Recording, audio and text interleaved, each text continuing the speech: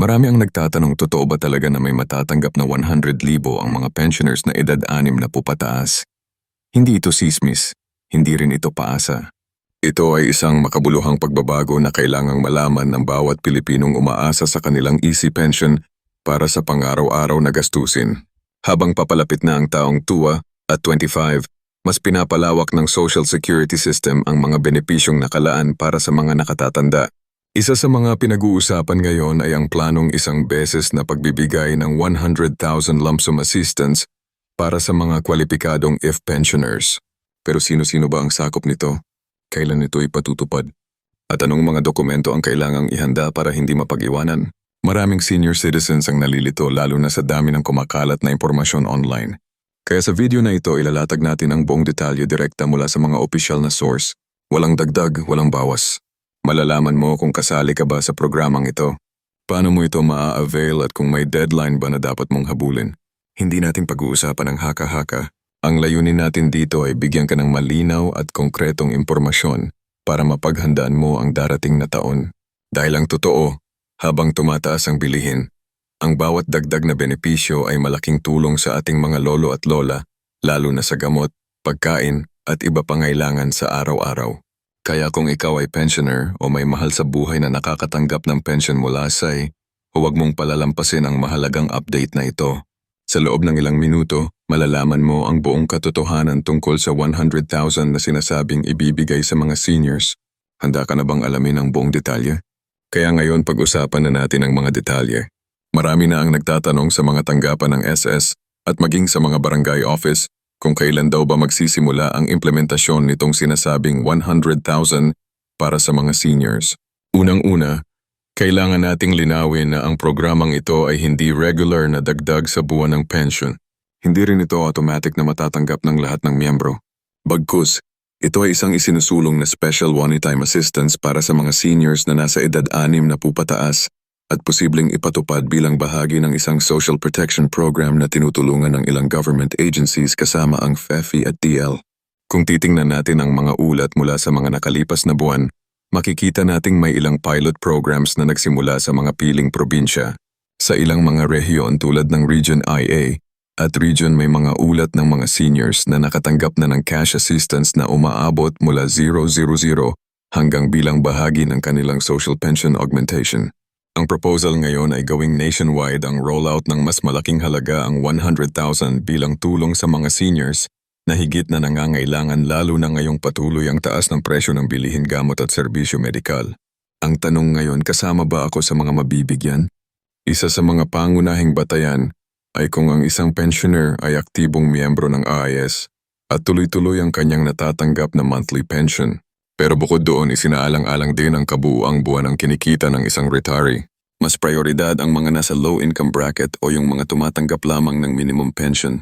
Ito ang mga senior citizens na walang ibang pinagkakakitaan maliban sa kanilang pension. At kadalasan sila rin ang may sakit, may inaalaga ang asawa o walang kasamang anak sa bahay. Mahalagang maunawaan na ang layunin ng programang ito ay hindi lang basta magbigay ng pera. Ang 100,000 na ito ay itinuturing na e-life-aligned support. Isang tulong na maaaring gamitin sa mga medical needs, home improvement lalo na kung may kapansanan o para sa pangatagalang pagkain at gamot. Sa maraming kaso, may mga senior citizens na hindi na makalakad o makalabas ng bahay at ang ganitong uri ng tulong ay nagbibigay daan para makakuha sila ng caregiver o nursing support kahit ilang buwan lang. Kung ikaw ay isang EST pensioner at may valid E-number, registered pa rin ang account mo at regular kang nakatatanggap ng pension, magandang simulan mo nang ihanda ang iyong mga dokumento.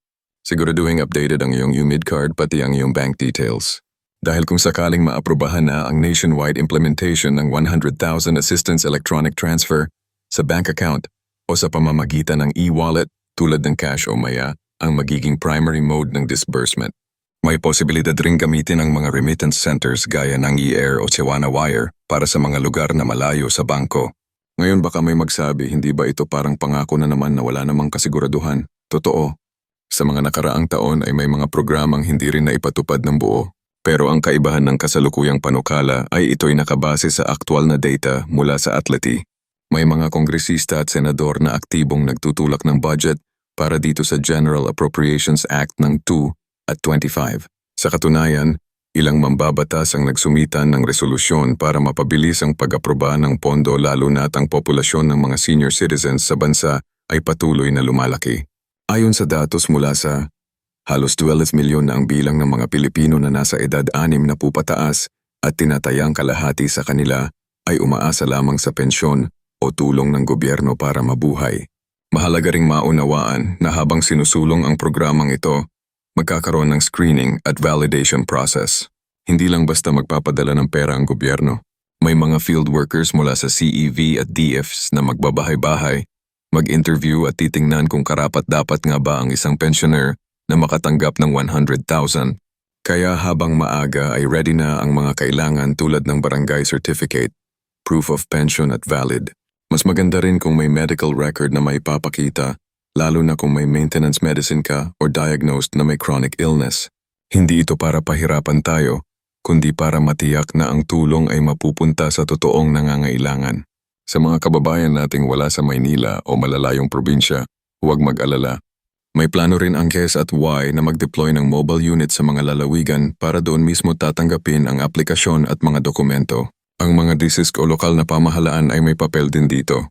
Kaya mainam na alamin sa inyong barangay kung kailan darating ang mobile service o kailan magsisimula ang registration.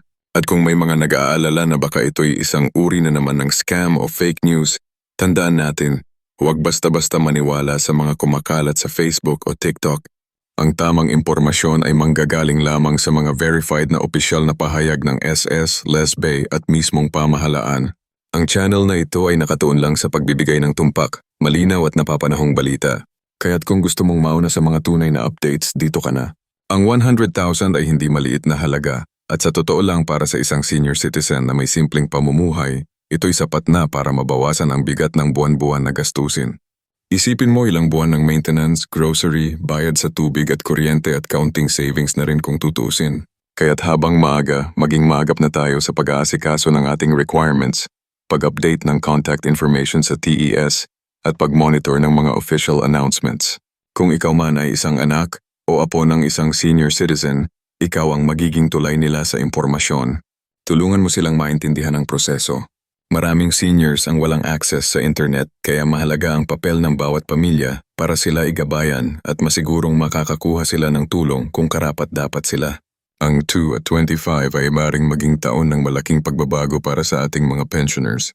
Pero ang pag-asang ito ay kailangang samahan ng pagkilos. Sa mga susunod na buwan, aasahan natin na unti-unting ilalabas ang mga eksaktong PETSA, guidelines at aplikasyon. At habang hinihintay natin ito, manatiling alerto, informadong mamamayan at handang tumanggap ng biyaya mula sa gobyerno, hindi dahil sa awa, kundi dahil ito ay karapatan ng bawat Pilipinong matapat na nagtrabaho at naghulog sa loob ng maraming taon. Yeah.